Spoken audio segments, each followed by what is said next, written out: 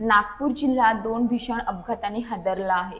दोन वेगवेगळ्या ठिकाणी पाण्यात बुडून एकूण 4 निष्पापांचा मृत्यू झाल्याने सर्वत्र हळहळ व्यक्त होत आहे। रामटेक तालुक्यातील जपालेश्वर मंदिर परिसरात मामा भाचीचा तर पारशिवनीतील भागीमहारी तलावात 2 तरुणांचा दुर्दैवी मृत्यू झाला आहे।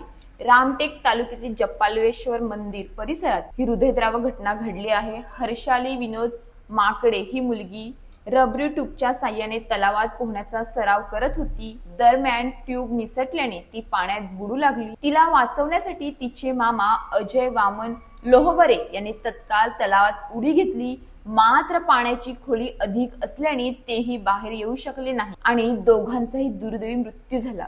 घटनेच्या वेळी हर्षालीचे वडील तलावाच्या काठावर उपस्थित होते। स्थानिक नागरिकांनी तातडीने बचाव कार्य सुरू करून दोघांचे मृतदेह बाहेर काढले। या घटनेनंतर परिसरात शोककळा पसरली आहे। सदर ठिकाणी कोणतीही सुरक्षा व्यवस्था किंवा पाण्याच्या खोलीबाबत सूचना फलक नसल्याने नागरिकांनी प्रशासनाकडे तातडीने सुरक्षा उपाययोजना करण्याची मागणी केली आहे। नागपूर जिल्हा या घटनेतून सावरत नाही, तोच पारशिवनी तालुक्यातील भागीमहारी तलावात आणखी एक भीषण घटना घडली। 6 मित्रमंडळी सुट्टीचा आनंद घेण्यासाठी तलावात आली होती।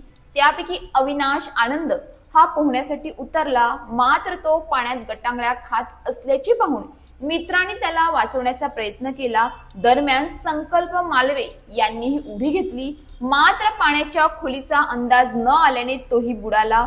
मित्रांनी प्रयत्न करून एका व्यक्तीला कसाबसा वाचवले, परंतु अविनाश आणि संकल्प या दोघांना वाचवता आले नाही।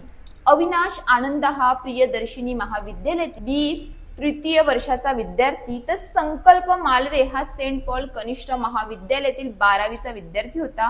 प्राथमिक तपासात समोर आले आहे की तरुण रील बनवण्याचा प्रयत्न करत असताना ही दुर्घटना घडली। या दोन्ही घटनांमुळे नागपूर जिल्ह्यात एकच खळबळ उडाली आहे। तलाव परिसरात सुरक्षा व्यवस्था, पोहण्यावर बंदी किंवा सूचना फलक नसल्याने नागरिकांनी प्रशासनाच्या निष्क्रियतेवर संताप व्यक्त केला आहे।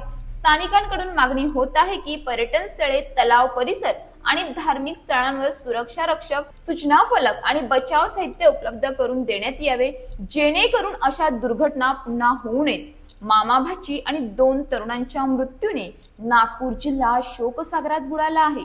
दोन्ही घटनांमध्ये निष्पाप जीव गमावले गेले असून नागरिकांमध्ये संताप आणि दुःखाचे वातावरण निर्माण झाले आहे। अशाच ताज्या बातम्यांसाठी आमच्या न्यूज पोलीस रिपोर्टर चॅनलला लगेच सबस्क्राइब करा आणि बेल आयकॉन दाबायला विसरू नका।